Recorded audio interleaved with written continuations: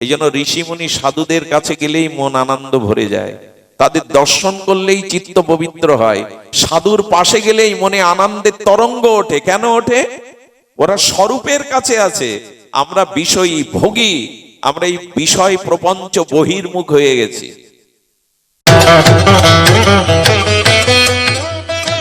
এখন দেখছেন হিন্দু মিডিয়া চ্যানেলটি সাবস্ক্রাইব করুন। সুধীজন, ভগবান বলছেন বুদ্ধি যোগমাশ্রিত মশ্চিত্ত সততং তব। বুদ্ধি যোগমাশ্রিতং মশ্চিত্তং সততং ভব। ভগবান বলছেন বুদ্ধিটা সতত আমাকে অর্পণ করো।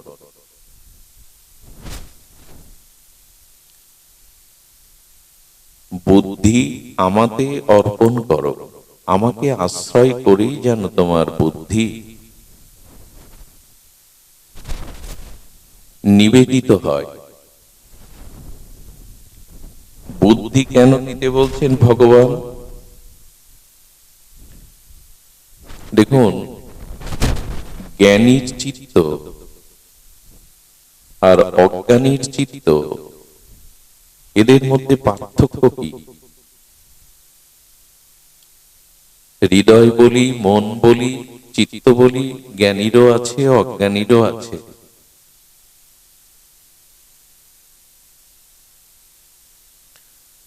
তো জ্ঞানী বা বুদ্ধিমানের চিত্ত এবং অজ্ঞানী তাদের চিত্ত বা মন, এ দুটির পার্থক্য কি? দৃষ্টান্তে আচার্যগণ বলছেন অজ্ঞানীর হাতে একটু মৃত্তিকার ঘট আছে, জ্ঞানীরও হাতে মৃত্তিকার ঘট আছে। মাটির সেই ঘট ভেতরে বাইরে একই উপাদান দিয়ে গড়া। যেহেতু একই উপাদান দিয়ে গড়া, অজ্ঞানীর হাতের ঘট এবং জ্ঞানীর হাতের ঘট, অজ্ঞানীর মন বা জ্ঞানীর মন, পার্থক্য কোথায়? পার্থক্য হলো অজ্ঞানী যদি তার ঘট বিষ পরিপূর্ণ করে রাখে, আর জ্ঞানী সেই একই মৃত্তিকার ভেতরে বাইরে উপাদান দিয়ে ঘটে অমৃত রেখে দেয়। বিষ থেকে বিষ জ্বালা হয়, যন্ত্রণা আসে, মৃত্যুর সম্ভাবনা মিশে থাকে, অমৃতে থাকে আনন্দ, আস্বাদন, জীবন। তেমনি জ্ঞানীর মন বা বুদ্ধি এবং অজ্ঞানীর মনোবুদ্ধিতে কি থাকে? অজ্ঞানী যিনি আমার মতো, তার মনে থাকে অজ্ঞানতা। আর জ্ঞানী যিনি, তত্ত্বজ্ঞ যিনি, ভগবানের ভক্ত যিনি, তার চিত্ত মাঝে থাকে বিশুদ্ধ জ্ঞান, বিশুদ্ধ অনুরাগ। মৃত্তিকার পাত্র দুটি সমান, দুটি একই উপাদান দিয়ে সৃষ্টি, কিন্তু অমৃত রক্ষা করা আর বিষ রক্ষা করা এক জিনিস নয়। এই বুদ্ধি এবং আমাদের মনের কারণেই আমাদের জীবনে দুঃখ, দুর্দশা, হতাশা, মৃত্যু, অভিশাপ নেমে আসে। আবার এই মনোবুদ্ধির কারণেই আমাদের আত্মকল্যাণ, আমাদের স্বরূপ প্রাপ্তি হয়। দুঃখের কারণ অজ্ঞানতা, সেটাই অজ্ঞানীর চিত্তে তার মনে ভরা থাকে। অজ্ঞানতাই হলো আমাদের সমস্ত দুঃখের কারণ। সুধীজন, অজ্ঞানতা কাকে বলে? বিশুদ্ধ জ্ঞান কাকে বলে? অজ্ঞানতা হলো স্বরূপকে আবরিত করে দেয়, তাকে বলে অজ্ঞানতা। স্বরূপ ধর্মকে, স্বরূপকে ঢেকে দেয়। অন্ধকার বা অজ্ঞানতার কাজ হলো বস্তুকে দেখতে দেয় না, বস্তুকে আবৃত করে রাখে, ঢেকে রাখে। তেমনি যার বুদ্ধি ভগবানে অর্পিত হয়নি, যার চিত্ত বা মন ভগবানের নাম রূপ লীলা বিশুদ্ধ ভক্তিতে, বিশুদ্ধ ভজনে, বিশুদ্ধ জ্ঞানে পরিপূর্ণ নয়, সেই অভজনশীল আর অবিবেকী অবুদ্ধিমান ব্যক্তির চিত্তে ভরা থাকে কি অজ্ঞানতা। আর অজ্ঞানতা বা অন্ধকারের ধর্ম হলো স্বরূপকে ঢেকে দেওয়া। স্বরূপ মানে কে আমি। দেখুন, পৃথিবীতে পিপীলিকা থেকে শুরু করে আমাদের এই প্রত্যেকটি মানুষের, প্রত্যেকটি প্রাণীর শরীর তৈরি হয়েছে একই উপাদান দিয়ে। শুকুর কুকুর গুলো যে উপাদান, আমারও সেই উপাদান। খুব বিস্ময়কর কথা হলো, পিপীলিকা থেকে কীট পতঙ্গ হতে মানুষ, রাজা থেকে ভিখারি, জ্ঞানী থেকে মূর্খ, শূকর থেকে কুকুর, সবার দেহ তৈরি হয়েছে ওই একই 5টা উপাদান দিয়ে, আলাদা নয়। সেই কীতি অব তেজ মরুদ্ভম, এই 5টি তত্ত্ব দিয়ে সকলের দেহ সৃষ্টি। শূকর কুকুরের দেহে যে তত্ত্ব, আমার দেহ সৃষ্টির সেই একই 5টি তত্ত্ব। পার্থক্য হলো বিবেকে, পার্থক্য হলো বুদ্ধিতে, পার্থক্য হলো জ্ঞানী বা অজ্ঞানীর চিত্তে, মনে কি বিরাজ করছে। তো আমার মতো মাদিস, যিনি অধন্য জীব, ধন্য হতে পারেননি, গুরুকরণে, শ্রী গুরু চরণাশ্রয়ে, সাধু সঙ্গে যিনি যথাযথ কৃপা বা মহৎ করুণা থেকে বঞ্চিত, সেই অধন্য জীব, আমার মতো মাদিস জীবগণ, তাদের চিত্তে অজ্ঞানতা আছে। আর অজ্ঞানতার ধর্ম আমরা বললাম, অজ্ঞাততা মানে আমাদের স্বরূপকে ঢেকে দেওয়া। কে আমি? আমি রক্ত মাংসের পিণ্ড, প্রপঞ্চের শরীর না। যতদিন আমাদের চিত্তে এই ভাবনা থাকবে যে আমি শরীর, এই প্রপঞ্চময় রক্ত মাংসের পিণ্ড শরীর আমি, ততদিন আমাদের পশু বুদ্ধি যাবে না, চিত্ত শুদ্ধি হবে না, বুদ্ধি শুদ্ধ হবে না।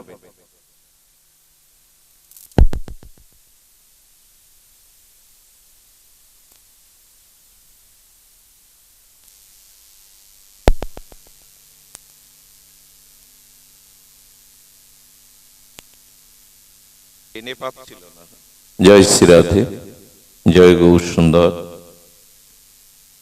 তো কি হয়েছে, স্বরূপ ধর্ম ঢেকে দেওয়ায়, স্বরূপ পরিচয় বিস্মৃতি হওয়ায় আমাদের এই অজ্ঞানতা এবং ভগবত অসমর্পিত বুদ্ধি এবং জ্ঞান আমাদেরকে পতন ঘটিয়ে দেয়। স্বরূপে কিন্তু দুঃখ নাই। খুব ধ্যান দিন, আমাদের স্বরূপে মানে আমার সত্তা বা স্বরূপে দুঃখ নাই, জরাব্যাধি মৃত্যু নাই। সেখানে অখণ্ড অনন্ত আনন্দ রাশি। তুলসীদাস গোস্বামী বলছেন, জীবের পরিচয় দিয়ে বললেন, ঈশ্বর অংশ জীব অবিনাশী, চেতন অমল সহজ সুখ রাশি। আমার স্বরূপ কি? ঈশ্বর অংশ জীব অবিনাশী, চেতন অমল সহজ সুখ রাশি। গোস্বামী তুলসীদাস বলছেন, আমরা ঈশ্বরের অংশ। আমি অখণ্ড অদ্বয় পরতত্ত্ব ভগবানের চিত অংশ। আমার ভিতরে সত্তাতে যদি আমি দৃষ্টি দেই, কি আছে? অজর অমর শাশ্বত সনাতন চিরন্তন নবনবয়নমন আনন্দের সহজ রাশি আমার সত্তা। কিন্তু দেহতে আনন্দ নাই। এই জড় প্রপঞ্চময় রক্ত মাংসের পিণ্ড, দেহেতে আনন্দ নাই। কিন্তু দেহটাকে আমি ভেবে বসে আছি, আমার স্বরূপ জ্ঞান নাই। তো মাটির দুটোই পাত্র, একজন মৃত্তিকার পাত্রে অমৃত রেখেছেন, একজন বিষ রেখেছেন। তো বিষ থেকে সে জ্বালা ছাড়া, বিষের যন্ত্রণা ছাড়া কি করে অমৃত পাবে? আমার বুদ্ধিতে, আমার মনে, আমার জ্ঞানের মধ্যে ভরা রয়েছে এই দেহ আর দেহভোগের এই প্রপঞ্চ আকর্ষণ। কিন্তু যিনি মন বুদ্ধি ভগবানে অর্পণ করেছে, গুরু কৃপায়, মহৎ কৃপায়, শাস্ত্র কৃপায়, ভজন অনুরাগের দ্বারা যার স্বরূপ জেগেছে, আমি দেহ নই, আমি আত্মা, আমি অমল, আমি চেতন, আমি সহজ, আমি সুখের অনন্ত রাশি, আমাদের জন্ম নাই, মৃত্যু নাই, কর্মফল নাই, ব্যাধি নাই, এই স্বরূপ আত্মায় আমি। এই জায়গাটা পৌঁছে যান, দুঃখ নামক কোন জিনিস, মৃত্যু নামক কোন জিনিস, যন্ত্রণা নামক কোন জিনিস আপনাকে স্পর্শ করবে না। কিন্তু আমরা মায়ামুগ্ধ জীব, আমাদের বুদ্ধি ভগবানে অর্পিত হয়নি, আমাদের বুদ্ধি শুদ্ধ হয়নি, যে কারণে দেহকে আমি ভেবে আমি দেহ, আর দেহ সম্পর্কে যারা স্ত্রী পুত্র আমার, এই আমি এবং আমার এটাই অজ্ঞানতা, আর এটাই ভরা রয়েছে আমার বুদ্ধি এবং মনে। এই জন্য আমার জন্ম মৃত্যু দুঃখ ব্যাধি নিরূপণ হচ্ছে না, নিরাময় হচ্ছে না। এই হলো বেদের সার কথা, উপনিষদের সার কথা। এই জন্য সনাতন গোস্বামী 700 সনাতন প্রশ্ন করেছেন শ্রীমান মহাপ্রভুর চরণে, কে আমি? আমি দেহ নই, আমি এই রক্ত মাংসের প্রপঞ্চ পিণ্ড নই, ঈশ্বর অংশ, জীব অবিনাশী, আমার জন্ম মৃত্যু নাই, আত্মার এগুলি নাই। কিন্তু সেই আত্মতত্ত্বের অনুসন্ধান কোথায়? সারা জীবন এই মায়াময় সংসারে দেহ সুখ, দেহ ভোগ করে গেলাম। এই জন্য যতদিন জীব অন্তর্মুখী না হবে, ততদিন সে শান্তির দেখা পাবে না। এই দেহ ধারণেই দুঃখ, গর্ভে কীর্মিকীটের যন্ত্রণায় মলমূত্রের দুয়ারে পড়ে থাকি মার গর্ভে, গর্ভ দুঃখ, প্রসব দুঃখ, শিশুকালে জরা ব্যাধির ঠান্ডা লাগার দুঃখ, পিঁপড়ে কামড়ালেও বলতে পারি না কামড়েছে দুঃখ, এরপরে অর্থ অভাবের দুঃখ, যার সাথে সংযোগ হলো তার কাছ থেকে দুঃখ পেলাম, যে বিয়োগ হলো তার সাথে দুঃখ পেলাম, জরা দুঃখ, মৃত্যু দুঃখ। দুঃখ ছাড়া আছেটা কি আমাদের? আনন্দ কোথায়? সুখ কোথায়? গর্ভে কীর্মিকীটের মধ্যে পড়ে থাকলাম, মার মলমূত্রের দুয়ারের কাছে আমার মুখটা ছিল, গর্ভ যন্ত্রণায় দুঃখ পেলাম, শিশুকালে জরাব্যাধি নিয়ে বিকলাঙ্গ প্রতিবন্ধী হয়ে জন্মালে সারা জীবন দুঃখ পেলাম, কেউ জন্মান্ধ, কেউ বধির, কেউ বোবা, যৌবনে করলাম পাপ, ভোগ করতে গিয়ে করলাম পাপ, এটাও পতনের কারণ। এরপর যাদের সাথে সংযোগ হলো তাদের মনে ভালো লাগে না, এমন তো চাইনি, সেই সংযোগেও দুঃখ। আবার কেউ যদি বিয়োগ হয় তাতেও দুঃখ, জরা দুঃখ, ব্যাধির দুঃখ, মৃত্যু দুঃখ, পরকালে নরকের ভয়ের দুঃখ। দুঃখ ছাড়া আছেটা কি? বলে এই দুঃখ ঘুচবে না তোমার যতদিন তুমি স্বরূপকে না চিনবে। কে আমি? আমার প্রকৃত পরিচয় কি? সুধীজন, এই জন্য সিন্ধুকে যে সোনাদানা টাকাগুলো রয়েছে, সোনাদানা টাকা দাবি করে কি এগুলি আমার? ধ্যান দিন, সোনাদানা টাকা পয়সা সিন্ধুকে রয়েছে, সোনাদানা টাকা পয়সা সিন্ধুকে রয়েছে, সিন্ধুক কি দাবি করে যে এই সোনাদানা আমার? গোডাউনে মহাজনের মাল রয়েছে, গোডাউন কি দাবি করে এই মাল আমার? আমার এটা সিন্ধু। এই সিন্ধুকে যে ভগবানের চিৎকন আত্মা, 700 সনাতন অজর অব্যয় সনাতন সত্তা রয়েছে, এই সত্তাটা দেহের নয়, এটা ঈশ্বরের অংশ। আমি এই দেহ নই, এই উপলব্ধি হলো বেদান্ত দর্শনের মূল উপলব্ধি। এবং এই উপলব্ধি না এলে, স্বরূপ স্মৃতি না জাগলে, দুঃখের হাত থেকে, মৃত্যু ওই কবলিত কাল কবলিত সংসার থেকেও আমাদের নিষ্কৃতি নেই। একটা ছোট কথা বলে রাখি, কতটি ছোট কিন্তু সাগরের অতল স্পর্শী গম্ভীর। যে যত স্বরূপের দিকে যেতে পারবেন, সে তত আনন্দ, অমৃত আর অনন্ত সুখরাশির সন্ধান পাবেন। আর যে যত স্বরূপ থেকে দূরে সরে আসবেন, এই বাহ্যিক জগতে, প্রপঞ্চময় জগতে ভোগের দিকে দূরে সরে যাবেন। একটা হলো অন্তর্মুখী, একটা হলো বহির্মুখী। যত অন্তর্মুখী হবেন, স্বরূপের নিকটে যাবেন, তত সহজ আনন্দ আপনার মধ্যে প্রকাশ হবে। একটা দৃষ্টান্ত দেই, খুব মার্মিক দৃষ্টান্ত। দৃষ্টান্তটা হলো, একটি শিশু জন্মাবার পরে শশীকলার ন্যায় শিশুটি যখন বেড়ে উঠতে থাকে, তখন শিশুর বাহ্যিক জগতের সাথে কোনো পরিচয় থাকে না। এমনকি সে পিতা মাতাও চেনে না, তাকে শিখিয়ে দেয়া হয় এই তোমার পিতা, এই তোমার মা। সে কাকাকেও বাবা বলে, বলে কি না? অর্থাৎ বাহিরের কোন জগতের সাথে অর্থ কাকে বলে, নারী কাকে বলে, ভোগ কাকে বলে, শিশু জানে কি? তো কথা বলেন, জানে কি? এই পরিচয় তার আছে কি? নেই। সে সবসময় কি তাকে স্বরূপের সাথে যুক্ত থাকে, সংসারের সাথে যুক্ত থাকে না। এই জন্য দেখবেন, যে বাড়িতে শিশু আছে, যে বাড়িতে ছোট্ট শিশু আছে, ওখানে আর্ধেক দুঃখ এই শিশুই দূর করে দেয়। সংসারের মানুষগুলোর যে দুঃখ যন্ত্রণা আর্ধেক দূর হয়ে যায়। যে বাড়িতে কোনো শিশু নেই, ওখানে নরক হয়ে আছে। দুঃখ দূর করবার ওই আনন্দের সরল হাসিটুকু নাই। কেন বলুন তো? শিশু নিজে এত আনন্দ থাকে, আর ওদের হাসি, ওদের চপল চলা, ওদের ছোট্ট হাতগুলো দেখে পিতামাতা পরিজনরা আনন্দ পায়। কেন পায়? এই জন্য যে শিশু বহির্মুখ না, অর্থাৎ শিশুর বাইরের প্রপঞ্চের কিছুর সাথে এখনো যোগ হয়নি, আত্মার সাথে তার যোগ। এই জন্য এই সরলতা, এই নিষ্পাপতা অন্যকেও আনন্দ দেয়। ওই শিশু যখন 25 বছরের যুবক হয়, 50 বছর বয়স হয়, ওকে দেখে আর ওই আনন্দ পরিবারের সবাই পায়? ওকে, ওর হাসিটা তখন মানায়? 80 বছরের বৃদ্ধের হাসি আর 2 বছরের সরল শিশুর হাসি এক কি? ব্যক্তি তো এক, এক নয় কেন? ব্যক্তি তো এক। বলে ওই বহির জগতের সাথে মিশতে মিশতে ওর ভেতরে চলে এসছে বহির বৃত্তিগুলো। ও আত্মা থেকে, স্বরূপ থেকে সরে এসে কারো স্বামী হয়েছে, হ্যাঁ, কারো পতি হয়েছে, কারো পিতা হয়েছে, কারো দাদা হয়েছে, অর্থের মালিক হয়েছে, বাড়ির মালিক হয়েছে, সম্পত্তির মালিক হয়েছে। এখন আর স্বরূপে নেই, ও বাইরে চলে এসছে, স্বরূপ থেকে অনেক দূরে সরে এসছে।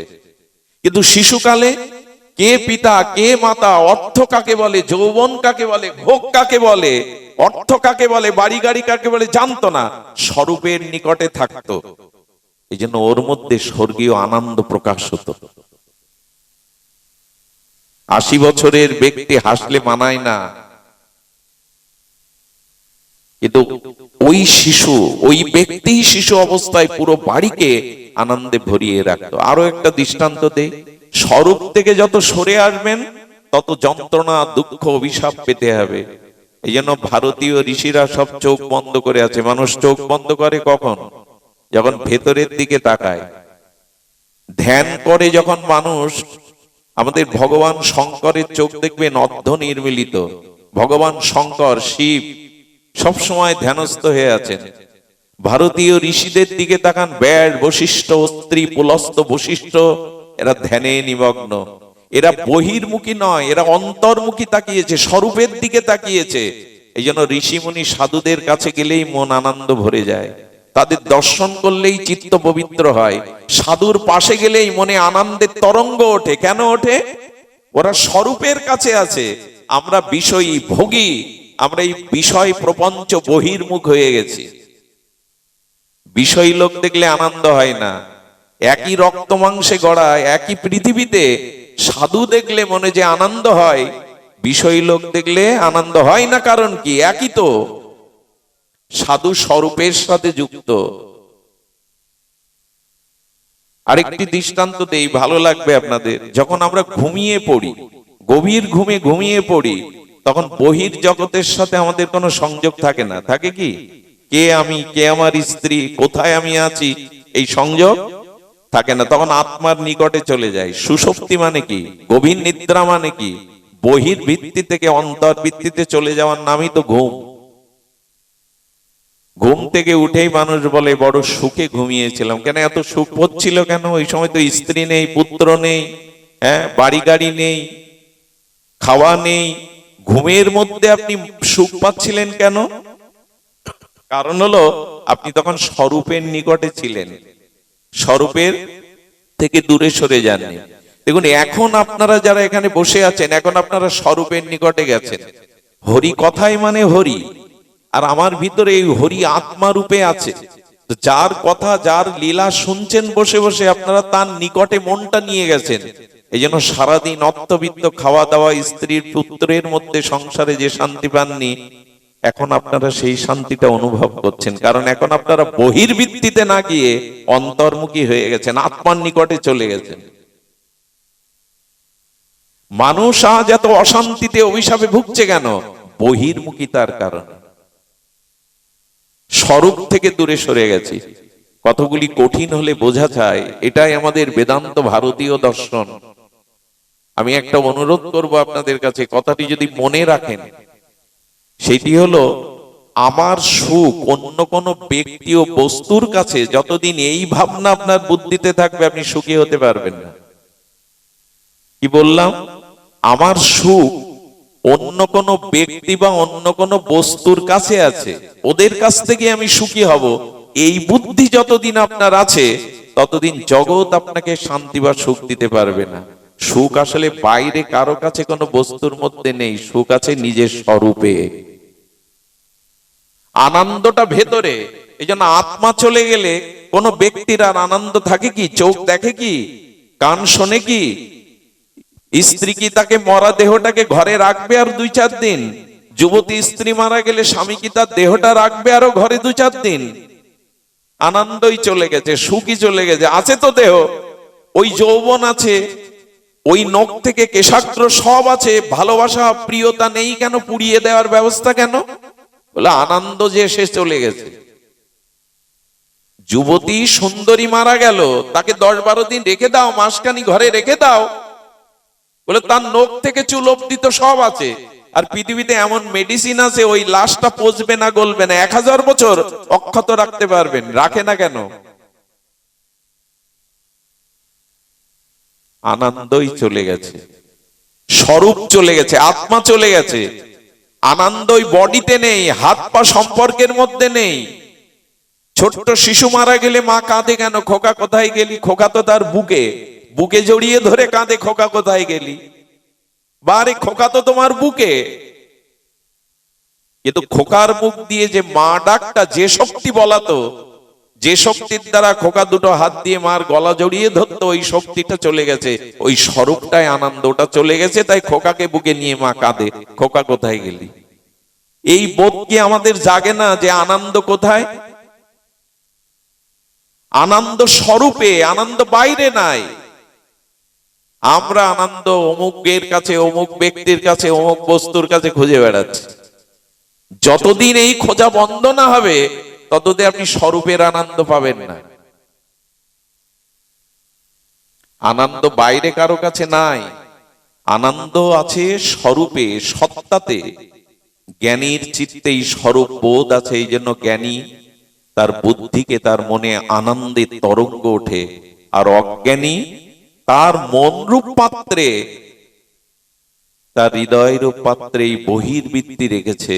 এই জন্য অজ্ঞানী শান্তি পায় না, ছটফট করতে থাকে জগতে। এই জন্য আসুন আমরা আমাদের স্বরূপ বৃত্তির দিকে যাই। আমরা আমাদের মানুষের আসলে মূল লক্ষ্যটা কি? মূল লক্ষ্য দুঃখ থেকে নিষ্কৃতি পাওয়া। কোন দুঃখ যেন আমাকে স্পর্শ না করে, এটাই তো আমাদের ঐকান্তিক চাওয়া। কোন দুঃখ যেন কখনো আমাকে স্পর্শ না করে, এইটাই চাওয়া হয়। এই চাওয়াটা আপনার সেই দিনই পূর্ণ হবে যেদিন আপনি বহির্বৃত্তির থেকে আপনার মন ইন্দ্রকে অন্তর্মুখী করে আত্মস্বরূপে অধিষ্ঠান হবেন। এই দিন প্রকৃত আনন্দের সন্ধান জীব পাবে। সংসারে প্রকৃত সুখ নাই, বস্তুতে প্রকৃত সুখ নাই, বস্তু ধর্মে প্রকৃত সুখ থাকতে পারে না। আর বর্তমান আমাদের যে জীবন, আমরা যেভাবে পরিচালনা করছি, তাতে আর সুখের মুখ দেখতে হবে না পৃথিবীর মানুষ। কারণ মানুষ এখন কৃত্রিম ভাবে আর বহির্বৃত্তির থেকে সুখ পেতে চাইছে। চাহিদা যত বাড়বে, আপনার চাওয়া পাওয়া যত বাড়বে, দুঃখটার মূল স্বরূপ কি জানেন? কামনা। আপনি জগতে যত চাইবেন, যত কামনা আপনার ভেতরে জাগবে এই দেহ সুখের, সংসার সুখের, তত আপনি দুঃখে নিমজ্জিত হবেন। সুধীবৃন্দ, দুঃখে নিমজ্জিত হবেন কথাটা পরিষ্কার হলো না। দেখবেন এখান থেকে 100 বছর আগে ফিরে যান, এই 100 বছর আগে যদি ফিরে তাকান ইতিহাসের দিকে, অনেক মানুষ খাট নামক বস্তুটা, পালঙ্ক নামক বস্তুটা চিনত না, মাটিতেই শয়ন করত। যারা পুরনো দিনের মানুষ তারা এই কথার সাথে সহমত পোষণ করবেন, কিন্তু মানুষের রুচি এলো পালঙ্কে থাকতে হবে। দ্বিতীয় বিশ্বযুদ্ধের পরে পৃথিবীতে শিল্প বিপ্লব ঘটে গেল, আর শিল্প বিপ্লব মানে রুচির পরিবর্তন হতে থাকলো। এটা না হলে হবে না, ওটা না হলে হবে না। এই যখন চাওয়া বাড়তে লাগলো, আর চাওয়া পূরণের জন্য মানুষের ধন আকাঙ্ক্ষা, ভোগের আকাঙ্ক্ষা বেড়ে গেল, আর যখনই এই বহির্বিত্রে বেড়ে গেল, তখনই মানুষের জীবনে এই না পাওয়াটাই, দেখবেন তৈরি করা ইচ্ছা, তৈরি করা বাসনা কামনা আর প্রকৃতির সহজাত পরিপূরণ, এই দুটোর মধ্যে পার্থক্য কতটা খুবই মূল্যবান। প্রকৃতি স্বাভাবিকভাবে একটা মানুষকে যা প্রয়োজন, জগতের প্রাণীকে প্রয়োজন, প্রকৃতি স্বাভাবিকভাবে তা দিয়ে থাকে। মানুষ যখন প্রকৃতির উপরে নির্ভর না করে নিজের বাসনা রুচি বাড়াতে গেল, তখনই সে সমস্যায় পড়ে গেল। তার একটা ছোট্ট দৃষ্টান্ত দেই। মানুষ ব্যতীত পৃথিবীতে যত প্রাণী আছে তারা কি চাকরি বাকরি, ব্যবসা, টাকা রোজগার করে খায়? অন্য কোন প্রাণীর পেশা আছে? একটু কথা বলুন, আছে কি? কিন্তু আজ মানুষ এই 21 শতাব্দীতেও না খেয়ে মারা যাচ্ছে। কিন্তু বিধাতার সৃষ্টিতে প্রকৃতির উপর নির্ভরশীল মানুষ ব্যতীত অন্য কোন প্রাণী না খেয়ে মরে না। তারা ঠিক ঠিক আহার প্রকৃতি তাদের দিয়ে দেয়, যায় কিনা? পৃথিবীতে পিপিলিকার সংখ্যা কত বিজ্ঞানীরা বলতে পারবে না। কীট পতঙ্গ, হিংস্র জীব জন্তু, সমুদ্রের এই মাছগুলো কি খেয়ে বেঁচে থাকে? ওরা আয় করে, ওরা চাকরি করে, ওরা ব্যাংক ব্যালেন্স করে প্রকৃতির উপর নির্ভর করে। তো যে ভগবান ওদের চালাচ্ছে তার বুদ্ধি শুদ্ধি নাই যে আপনার চলবে কি করে। আপনি আপনার চাহিদা বাড়িয়েছেন, আপনি আপনার বাইরের ভোগবৃত্তি বাড়িয়েছেন, আর এই না চাওয়া, না চাওয়াটা না পাওয়াই দুঃখ। এই জন্য আপনার যা চেয়েছেন পাননি, চাওয়াটা না পাওয়ায়, কামনাটা পূরণ না হওয়ায় দুঃখ। আর কামনা পূরণ না হলে শুধু দুঃখ আসে না, কামনার পথে যারা বাধা দেয় তারা ক্রোধের শত্রু হয়ে দাঁড়ায়। তা আছে পৃথিবীতে কি? কাম ক্রোধ ছাড়া পৃথিবীতে মানবতা কোথায়? মনুষ্যত্ব কোথায়? মানুষের ভিতরে সহমর্মিতা কোথায়? সবকিছু হয়েছে কেন? যত চাওয়া, যত কামনা, যত ভোগ বাসনা, তত দুঃখ। আর এই ভোগ পূরণ করতে গিয়ে, প্রার্থিত কামের বস্তু চাইতে গিয়ে বাধা হলে ক্রোধ আসছে, আর ক্রোধে বা হিংসায় পৃথিবী জ্বলছে। এখন রাষ্ট্র থেকে রাষ্ট্র, পরিবার থেকে পরিবার, গ্রাম থেকে গ্রামান্তর। শুধুমাত্র প্রকৃতির উপর নির্ভরশীল না হয়ে আপনি চাওয়া বাড়িয়েছেন। সাধুরা কি জল খায়? বৃন্দাবনে গভীর বনে ঝর্ণার জল। নীতা আম্বানি এক লিটার জল খায়, তার দাম কত জানেন?